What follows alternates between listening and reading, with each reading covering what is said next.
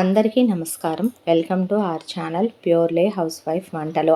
పెద్ద చేపలే కాదు, చిన్న చేపలతో కూడా చేపల పులుసు చాలా రుచిగా ఉంటుంది. ఇది ఆరోగ్యానికి కూడా చాలా మంచిదే. ఈ చేపల పులుసు ఎలా చేసుకోవాలో ఆలస్యం చేయకుండా చూసేద్దామా మరి.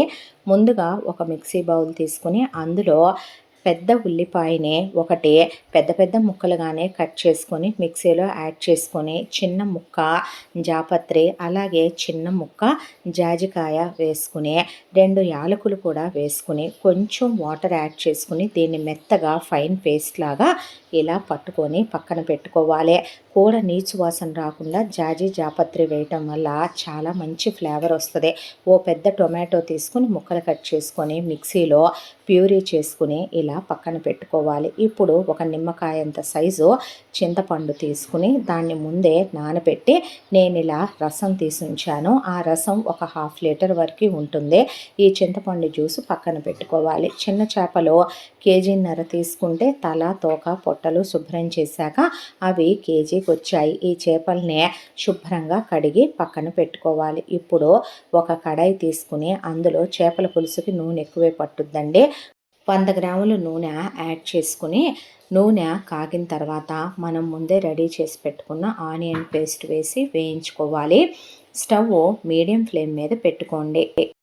ఈ ఉల్లిపాయ పేస్ట్ కొంచెం దూరగా వేయించుకోవాలండి. ప్రొసీజర్ అంతా అయ్యేంత వరకు స్టవ్ ఫ్లేమ్ పెంచుకోవద్దు. ఇలా ఆనియన్స్ మనకి దూరగా ఆ పేస్ట్ వేగిన తర్వాత 2 పచ్చిమిర్చి చీలికలుగా తరుక్కుని ఆ ముక్కల్ని యాడ్ చేసుకుని, మనం ప్యూరీ పట్టుకున్న టమాటో ప్యూరీని ఇందులో యాడ్ చేసుకుని ఒకసారి కలిపి దీన్ని ఒక 5 నిమిషాల పాటు ఉడికించుకోవాలి. ఆ తరువాత చూసారు కదా, ఇలా నూనె విడిచేస్తూ ఉంటుంది. ఇలాంటి టైంలో మనం 1 టేబుల్ స్పూను అల్లం వెల్లుల్లి పేస్టు, అలాగే ఒక 1/2 టీ స్పూను పసుపు, రుచికి సరిపడా సాల్టు, కారం 1.5 టేబుల్ స్పూన్ యాడ్ చేశానండి. మీకు కారం సరిపోదనుకుంటే మీరు ఇంకొంచెం యాడ్ చేసుకోండి. మిరియాల పొడి 1/2 టీ స్పూను, జీలకర్ర పొడి 1/2 టీ స్పూను, సోంపు పొడి టీ స్పూను, ధనియాల పొడి టీ స్పూను, గరం మసాలా పొడి 1 టీ స్పూను, కసూరి మేతి 1 టేబుల్ స్పూను క్రష్ చేసింది వేసుకుంటే మంచి ఫ్లేవర్ఫుల్గా ఉంటుంది పులుసు. కరివేపాకు 2 రెమ్మలు, కొత్తిమీర ఒక 4 టేబుల్ స్పూన్లు తరుగు, పంచదార మన మసాలాలు స్పైసెస్ పులుపు అన్నీ అడ్జస్ట్ చేయడానికి 1 టీ స్పూన్ యాడ్ చేసుకోవాలి. ఇది ఆప్షనల్ అండి, మీకు నచ్చితే యాడ్ చేసుకోండి, లేకపోతే లేదు.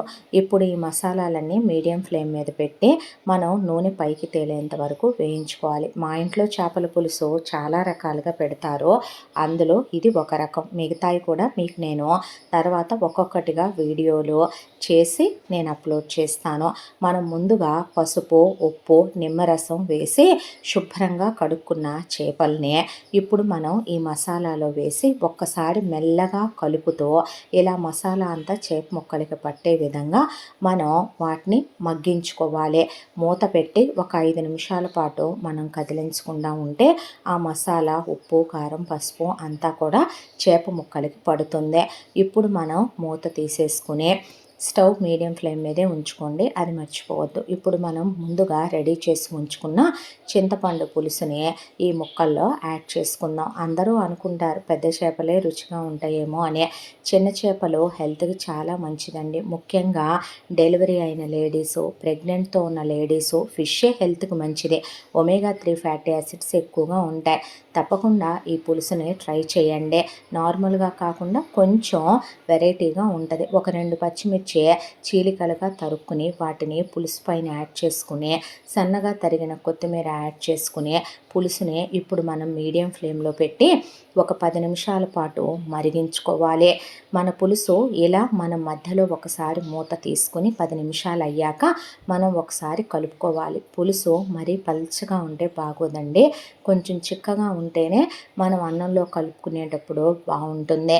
ఇలా ఇంకొక 10 నిమిషాలు మరిగిన తర్వాత మూత తీసి చూస్తే చూసారు కదా, నూనె పైకి తేలి పులుసు దగ్గరకు వచ్చేసింది. ఈ స్టేజ్లో స్టవ్ ఆఫ్ చేస్తే ఆరాక ఇంకా దగ్గరకు వస్తుంది. ఇప్పుడు కొత్తిమీర చల్లి పులుసుని ఇంకా మనం కాస్త 1 గంట 2 గంటలు పక్కన పెట్టుకొని సర్వ్ చేసుకోవటమే. చేపల పులుసు ముందు రోజు పెట్టుకుని నెక్స్ట్ డే తింటే ఇంకా చాలా బాగుంటుంది. ఇలాంటి ఎన్నో మంచి మంచి రెసిపీస్ చూడాలనుకుంటే తప్పకుండా మన ఛానల్ని లైక్ చేసి సబ్స్క్రైబ్ చేసుకోవడం మర్చిపోకండి. Thank you.